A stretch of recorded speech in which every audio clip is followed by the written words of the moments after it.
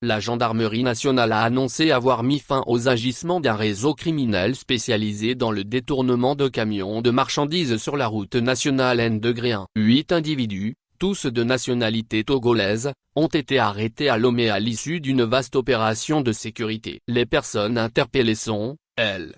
Dada, F. Kidj, A. Charles, J. Kobena et Senaon, A. Komlan Ephrem, S. Nambé, A. Kofi Flore et B. Philippe. Selon les forces de l'ordre, ces suspects faisaient partie d'une organisation structurée, chacun ayant un rôle bien défini au sein du groupe. Le réseau ciblait principalement des camions chargés soit au port autonome de Lomé, soit en provenance du Burkina Faso. Une première équipe se chargeait de collecter des informations précises sur les véhicules, notamment l'immatriculation, la nature de la marchandise et les coordonnées des conducteurs. Ces renseignements étaient ensuite transmis à Dada, considéré comme le cerveau de l'opération, qui assurait un suivi en temps réel des trajets.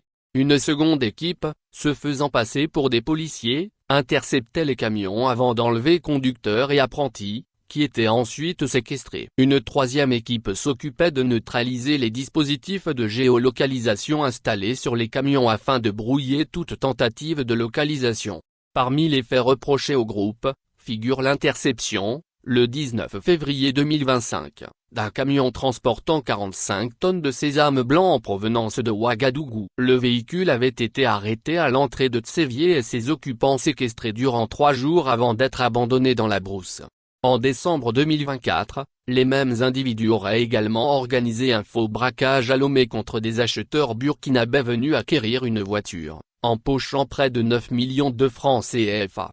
Une autre tentative de détournement, survenue le 24 mars 2025 à Lilikopé, a toutefois échoué, grâce à une campagne de sensibilisation menée par la gendarmerie auprès des transporteurs.